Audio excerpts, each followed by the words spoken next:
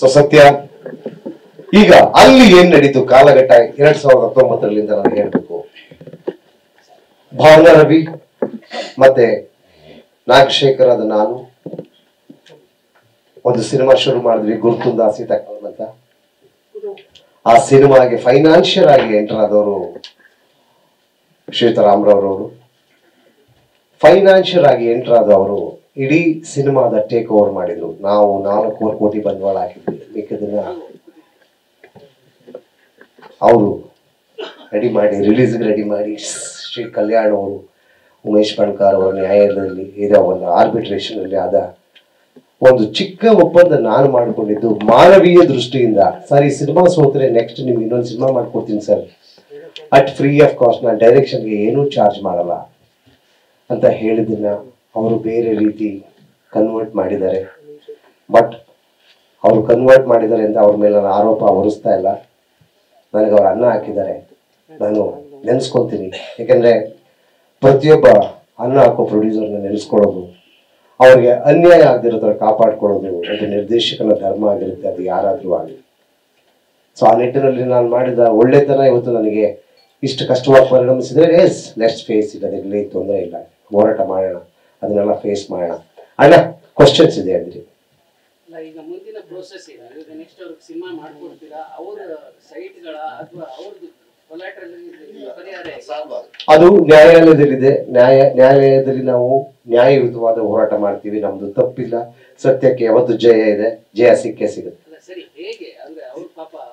ನೋಡಿ ಏನಾಗಿದೆ, ಒಂದು ಕಂಡೀಷನ್, ಅದು ಒಂದ್ಸಲ ಸ್ಟೇ ಕೊಟ್ಟ ಮೇಲೆ ಕ್ಯಾಶುಲಿಟಿ ಅಥವಾ ಪ್ರಾಪರ್ಟಿ ಶೂರಿಟಿ ಕೊಡ್ಲೇಬೇಕು. ಏನು ಕೊಡ್ತಿದೆ ಅದನ್ನ ಈಗ ನಮಗೆ ಹೆಂಗೆ ಕ್ಲೀನ್ ಚಿಟ್ ಕೊಟ್ಟಿದ್ದಾರೆ ಅಂತಂದ್ರೆ, ಇದು ಹೋದ್ರೆ ನಿಮ್ಗೆ ಗೊತ್ತಾಗುತ್ತೆ ಇದ್ರ ಬಗ್ಗೆ. ಎಲ್ಲರಿಗೂ ಒಂದು ಸೆಟ್ ಸರಸ್ ಕೊಡ್ತೀವಿ, ಕಳ್ಸಾಗಿದೆಯಲ್ವಾ, ಈ ಆ ಕಾಪಿ ಓದಿದ್ರೆ ಈ ಇವ್ರದ್ದೇನು ರಾಮರಾವ್ ಏನು ಕೇಸು ನನ್ನ ಮೇಲೆ ಹಾಕಿ ಸ್ಟೇ ತಗೊಂಡಿದ್ದಾರೆ, ಅದಕ್ಕೂ ಕುಮಾರ್ ನಿರ್ಮಾಪಕ ಯಾವುದೇ ರೀತಿ ಸಂಬಂಧ ಇಲ್ಲ.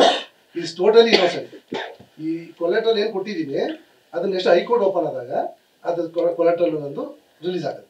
ಕೊಲೆಟ್ರಲ್ ರಿಲೀಸ್ ಮಾಡೋಕ್ಕೆ ಕೋರ್ಟೇನೇ ಅನುಮತಿ ಕೊಡುತ್ತೆ. ನಂದು ಈ ಪಾತ್ರನೇ ಇಲ್ಲ ಇದರಲ್ಲಿ. ಆಮೇಲೆ ಇವ್ರದ್ದು ಏನಾಗುತ್ತೆ ಅಂತಂದ್ರೆ, ಇವ್ರದ್ದು ಕೇಸನ್ನು ಇವ್ರೇನು ಅಲ್ಲಿ ಅಪಿಯರ್ ಆದರೆ ಇವ್ರದ್ದು ಕೇಸು ಕ್ಲೋಸ್ ಆಗುತ್ತೆ. ಮತ್ತೆ ಯಾವುದೇ ರೀತಿ ಸಮಸ್ಯೆ ಇಲ್ಲ.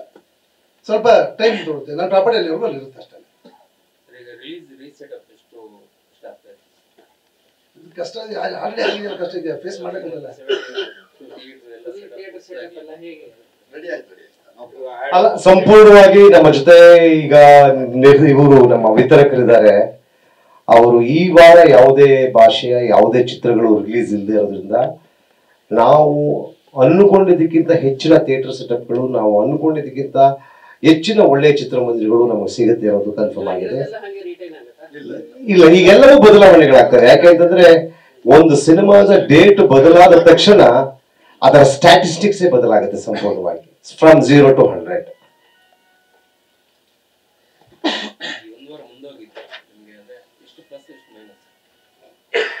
ಸೊ ಪ್ಲಸ್ ಮೈನಸ್ ಗಳನ್ನ ಕ್ಯಾಲ್ಕುಲೇಟ್ ಮಾಡಿದ್ರೆ ಈ ಮ್ಯಾಥಮೆಟಿಕ್ಸ್ ಇದೆಯಲ್ಲ, ಅದು ಒಂದು ಮೈನಸ್ ಅಲ್ಲಿ ತುಂಬಾ ಡಿಫರೆನ್ಸ್ ಮಾಡ್ಬಿಡುತ್ತೆ, ಒಂದು ಪ್ಲಸ್ ಅಲ್ಲಿ ತುಂಬಾ ಡಿಫರೆನ್ಸ್ ಮಾಡ್ಬಿಡುತ್ತೆ. ಹಾಗಾಗಿ ಅದನ್ನ ಏನ್ ಬಂದ್ರು ಒಳ್ಳೇದಕ್ಕೆ ಅಂತ ಅದನ್ನ ತಗೊಳ್ಳೋಣ. ಬಿಕಾಸ್ ಕ್ಯಾಲ್ಕುಲೇಷನ್ಸ್ ಆಗ್ತಾ ಹೋದ್ರೆ ಈಗ ನಾವು ಏನು ಖರ್ಚು ಮಾಡಿದೀವಿ ಅದೆಷ್ಟು ಕೋಟಿ ಲಾಸ್ ಆಗುತ್ತೆ ಅಂತ ನಮಗೆ ಗೊತ್ತು. ಒಂದು ಸಿನಿಮಾ ನಿನ್ನೆ ಸಿನಿಮಾ ರಿಲೀಸ್ ಆಗಿದ್ರೆ ಇವತ್ತು ನಮಗೆ ಇಷ್ಟೊತ್ತಿಗೆ 2 ರಿಂದ 3 ಕೋಟಿ ಕಲೆಕ್ಷನ್ ಆಗ್ತಿತ್ತು. ಸೊ ಕೋಟಿಗಳ ಲೆಕ್ಕದಲ್ಲಿ ಲೆಕ್ಕ ಹಾಕಿದ್ರೆ yes, it's a huge difference, huge minus. But ಅದೇ ಮುಂದಿನ ವಾರನೂ ಬರುತ್ತೆ ಅನ್ನೋ ಎಕ್ಸ್ಪೆಕ್ಟೇಷನ್ ಮೇಲೆ ನಾವು ಕೆಲಸ ಮಾಡ್ತೀವಿ. ಸೊ ಈ ರಜೆಗಳಲ್ಲಿ ಬರಬೇಕಾಗಿದ್ದ 1 ಕೋಟಿಯಿಂದ 1.5 ಕೋಟಿ ಕಲೆಕ್ಷನ್ ನಮಗೆ ಮೈನಸ್ ಆಗೇ ಆಗುತ್ತೆ. ಅದಕ್ಕೆ ಕಾರಣಕರ್ತರು ಜವಾಬ್ದಾರರಾಗ್ತಾರೆ. ನಮ್ಮ ಜವಾಬ್ದಾರಿ. ಈಗ ಅನ್ಯಾಯವಾಗಿ ಅದನ್ನು ನಿಲ್ಲಿಸಿದ್ರಲ್ಲ, ಅವರೇ ನೇರವಾದ ಹೊಣೆಗಾರಿಕೆ ಅದಕ್ಕೆ. ಸೊ ನಮಗೆ ಲಾಸ್ ಆಗಿರೋದು ಮಾತ್ರ ಸತ್ಯ.